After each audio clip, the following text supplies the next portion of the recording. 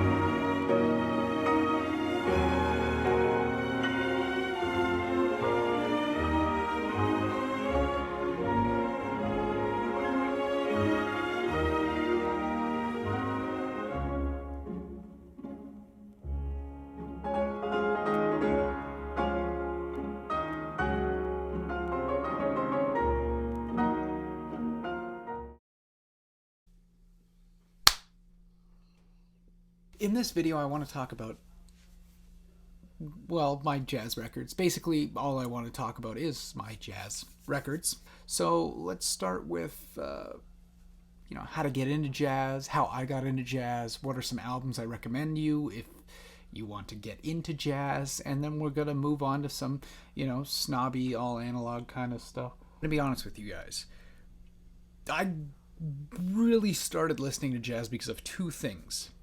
Now, the first was the anime called Kids on the Slope, which takes place in 1960s Japan and basically has a lot to say about jazz. There's a lot of jazz featured in this, and even to this day, I'll be listening to a new album I bought, and I'll go, they did that on Kids on the Slope. They play. So I highly recommend it. It's the creative team behind Cowboy Bebop. So it's fantastic. And Yoko Kanno did the music. It's amazing. If you've never watched an anime before, this is a good one to start. That was what got me buying some jazz albums. And I'm not talking about your dad or your grandpa jazz, your Al Hirt, Tijuana Brass. Those do have a place in everyone's collection. And I guess this is a good segue into the big band stuff. Now, though big band makes up a very small portion of my jazz collection, I have collected a few jazz albums over the years, most of which were given to me or gifted through different collections. Your parents' friends find out that you're collecting records and they give you a bunch of records. You inherit your grandparents' records. You find random stuff at garage sales and thrift stores. It's not my favorite type of jazz, but it definitely, like the Al Hirt and the Tijuana Brass, has a place and deserves a place in your collection. Some of the stuff that I have in here is some Charlie Barnett. That's some great finds from the thrift store. A little Billy Vaughn. These are actually a fantastic series, if you could find it. These are the Capitol Jazz classics. So you have things like Benny Carter, Big Band Bounce. You got the All-Star Jazz Sessions, which feature some amazing musicians. Dizzy Gillespie, Nat King Cole, Buddy Rich. Also in the Capitol Jazz Classics, there is a best of Stan Kenton, who is one of my favorite big band jazz artists of all time. Now, Stan Kenton actually makes up a huge part of my big band jazz collection. By request, and you can find Stan Kenton stuff for very cheap.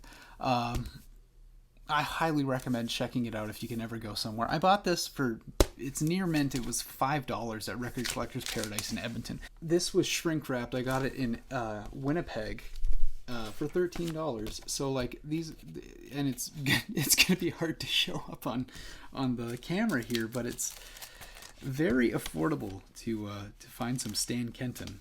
That's not my favorite Stan Kenton, though. That would have to go to New Concepts in New Concepts of Artistry and Rhythm, which I actually found in a ottoman that was given to me. I guess I inherited it from my grandpa, and it had a bunch of records in it. I don't know if it was his or if he found it at a garage sale. It is a fantastic album, and I highly recommend picking up a copy of this if you can find it somewhere to add to your jazz collection. This will be my first #1 album. even though we're not at that part in the video yet where I'm recommending which jazz to buy, this is going to be my first pick. I say, you know what? Let's start off with some big band. This section of the video, this is what I'm recommending to you. Stan Kenton and his orchestra. New concepts of artistry and rhythm. Nice. That's fantastic. I also managed to find some popular favorites by Stan Kenton, and then Kenton with Voices that has a very similar cover, and it's almost just like looking at a negative of a picture. Why are we still here? Just to suffer? But the point is, Stan Kenton is fantastic. Have I mentioned that yet? Okay, moving on. Duke Ellington, of course, is another big name that in the big bands. One of those essentials, and we will be getting some Duke Ellington later on in the video, but that's actually, I don't even know if this is going to be one video. I might just talk for a very, very long time, and we might have to make this 2 videos.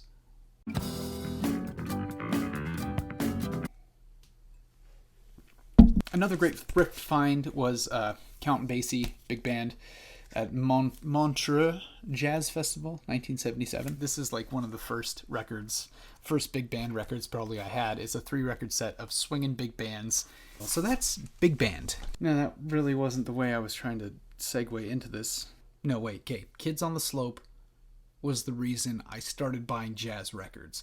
Now, some of the jazz records that I was buying, because I wasn't very knowledgeable about it, there are a lot of European and Spanish labels out there that kind of play fast and loose with copyright law, and they source jazz recordings from CDs, and they basically take the CD in, press a record, and you're off to the races, right? You can sell all these things, and they're relatively affordable, around $20 a record. So I bought a lot of those. I don't have very many left because once I learned that, I started replacing them with actual legitimate jazz recordings, though some of the ones that still exist in my collection, Art Blakey's Tough. It's on Spiral Records, and actually it hasn't been reissued on a proper jazz label, so that's why I still have this guy in my collection. So keep that name in mind. Honestly, if you're buying jazz records and you're learning about stuff, what matters is the music on the discs, right? So even if you're buying a Wax Time record every now and then, that's fine. If you can find a better source, if you can find a legitimate source, then I say do it. So some of the records that I did buy after I watched Kids on the Slope, Bill Evans Trio, Sunday at the Village Vanguard. This is an essential jazz album for beginners, for experts, people who have been collecting jazz a long time. Fantastic album. Highly recommend it. This should be one of your priorities. Beautiful, beautiful music, beautiful live recording. If you get a really good copy of it, you can hear the people talking in the background. It's like you're there. You're at the Village Vanguard listening to Bill Evans. It's fantastic. John Coltrane's Blue Train is another very essential jazz album to have. His only record that he did with Blue Note Records, which is a huge label that we'll be talking about. So that was my first John Coltrane album that I bought. The second John Coltrane album I bought was A Love Supreme, which is an insane jump. Walk out the door, you see someone that you know, and they ask you how you are, and you just have to say that you're fine when you're not really fine. A Love Supreme is brilliant. It's a fantastic jazz album. I have 3 copies of this thing, but I didn't get it at first because it's like spiritual jazz. It's free, spiritual. It's Coltrane. This is like his magnum opus, man. And it's amazing. First time you listen to it, you're not going to really get it, but stick through it. It's amazing. Maybe stream it first before you buy it so that you can really... This is an essential album, Art Blakey and the Jazz Messengers, Moanin'. Now, this was the big album that they talked about a lot on Kids on the Slope. And this is the reason I bought this thing. So this is a very good album. Highly recommend it. It's got some great players. Lee Morgan on trumpet, Bobby Timmons on piano, Jamie Merritt on bass, and Benny Golson, tenor sax. Something that I found with jazz is that you'll buy an album because you'll recognize one of the names, and then you'll learn other names. And then you'll see other albums where they appear on. Because jazz isn't like rock where there's just one set lineup of dudes and maybe they replace one every now and then. Jazz is this constant shifting beast that breathes and lives. And well, there's a name that we encountered, John Coltrane, and this is him with Thelonious Monk. Are there other names that we know on here? I don't. Look at that. Art Blakey's playing drums on this one again. So this is a fantastic album as well. I would recommend it. Not an essential, I don't think, but still very good. So those were all the albums that I felt like I had to buy because of Kids on the Slope. This, and then my jazz, like I didn't really look into it a whole lot for a little while until I watched this little movie called La La Land. As Ryan Gosling's character is a jazz musician, wants to open a jazz club, and he talks a lot about jazz. You know, he wants to be the next Thelonious Monk. Wait, where did we see that name? That was the album I just talked about. Maybe this is like a segue or something. I learned a lot about jazz through it. It's not particularly about jazz, but it definitely has some jazz flavor to it, and it really reignited my spark for learning about jazz. So now that we got like my jazz origins out of the way, finally, I guess let's talk about getting you into jazz. Well, luckily there's some labels out there that are relatively affordable these days. Well, I've got a stack right here that we can look at. Now, John Coltrane's My Favorite Things, of course, the movie from the Roger and John Coltrane's My Favorite Things, of course, the song from the Roger and Hammerstein movie, The Sound of Music, along with some other things. Every Time We Say Goodbye by Cole Porter. We got Summertime by Gershwin, But Not For Me, also by the Gershwins. You know, there's some songs on here that you would recognize. Now, this is the Jazz Images collection, which is very similar to the other European labels. So they don't necessarily license the music, but they do license a lot of different photography that was taken around the same sessions. So not the best label, but another one of those kind of affordable labels that if you're getting into jazz, it offers a lot of classic albums. Though, once again, if you can find actual legitimate pressings, I would go with that. Original Jazz Classics is another great affordable label, which encompasses a few different labels, one being Debut Records. From them, I have Charles Mingus at Bohemia. Features Max Roach. Now, both Charles Mingus and Max Roach we will be seeing a bit later. Also on Debut Records, we have The Quintet, which is one of the essential 100 jazz records that you should have. Now, also on this OJC reissue. Now, with the OJC stuff, you can get some very good sounding records. The Bill Evans Live at the Village Vanguard that I showed earlier is from the OJC series, and it sounds fantastic. Last week I bought a Chet Baker album from the OJC series that sounded like absolute garbage, and so I took it back and exchanged it for something else. So you're really playing with that. Again, the price point's around $20, $21, $22. So you're not paying a lot, but it's a risk that you got to take when you're paying that, right? Those aren't like these huge, high, expensive, snobbish jazz records yet. We'll get to those, don't worry. But I digress. Also on the Original Jazz Classics reissue label, we have Riverside Records. Or the Riverside Contemporary Series, I suppose it should. No, it's Riverside Records. Riverside. Out of these, I have the Thelonious Monk Orchestra at Town Hall, a live jazz album. Very nice. It features Donald Byrd on the trumpet, who we will be seeing again later. I don't have very many Cannonball Adderley albums, but he is just... There's something so happy about the way he plays. And this album here, Things Are Getting Better, features Milt Jackson. I highly recommend it. It's a very feel-good jazz album. Milt Jackson plays the vibraphone, so those, like a xylophone, you know, kind of thing, and it feels good. And Cannonball Adderley, his saxophone is fantastic. Now, this is the only non-live Cannonball Adderley album that I own.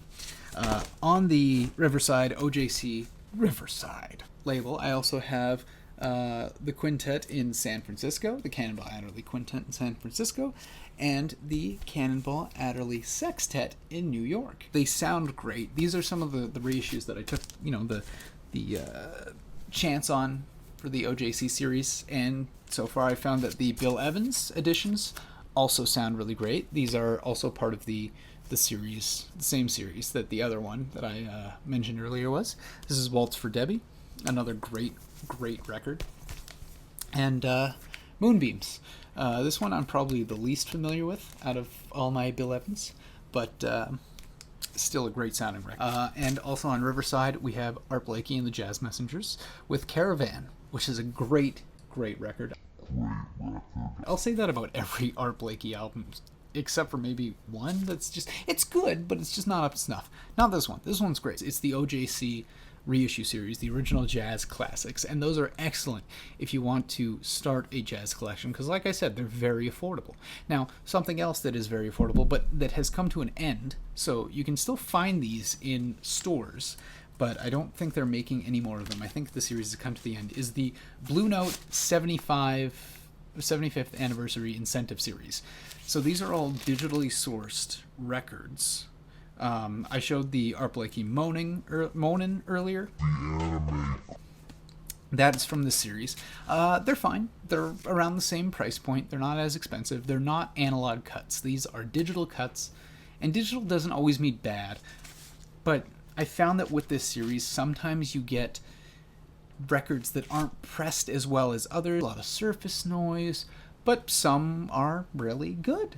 The records that I have in this series include the Art Blakey Live at Birdland. This actually came in two separate records, so you can find them both. Like I said, I'm still learning a lot about jazz. I don't know very much. I know a little, but I would like to know more. And then I got some more Art Blakey, actually, Mosaic. I'm hoping that this one gets reissued on an all-analog pressing, because it's got Freddie Hubbard, Curtis Fuller, Wayne Shorter, Jamie Merritt again? I'm sure it's Jimmy Merritt. I'm probably saying that wrong. Got some of the same players on Free For All as well, another Art Blakey album on the Blue Note 75th anniversary, so you can really recognize them. Usually they have that sticker on them. I have Thelonious Monk, Genius in Modern Music, Volume 2. I'm still trying to find Volume 1, though I might not buy it if they're going to redo them in analog, and then, I'll have to get rid of these ones. Also, Sonny Rollins, Volume 2. That is a great one. We got Horace Silver, we got Thelonious Monk, Paul Chambers, Art Blakey again, J.J. Johnson. I know I've seen his name before, but I can't. This is actually starting to get a little bit long. I might have to end the video here or break it up into two, because I still have quite a bit of jazz to get through. But in any case, I guess this will be like part one. This is how to begin with jazz. Any of these are a great album to start with, except maybe A Love Supreme. You might need a little bit of conditioning before you hop into that one. But I hope that I can keep up this series, because I really enjoy talking about records. So I hope that you enjoyed this. If you did, leave a comment down below, like the video, subscribe, all that. You have set yourself up for a pun. Just say all that jazz stuff. What the fuck? Check out CamZ Vinyl Vault on Instagram. That's kind of where I started this whole idea of talking about records. And I just post whatever it is I'm listening to. And hey, you can shoot me a message if you want to see me cover a certain type of record, certain genre or certain topic or something like that. You want a top 10? You want me to do some sort of... So thank you for listening this far. I'm glad to be back. I'm glad to be doing something. And I hope you enjoyed it. And I'll see you in part 2. Keep it smooth.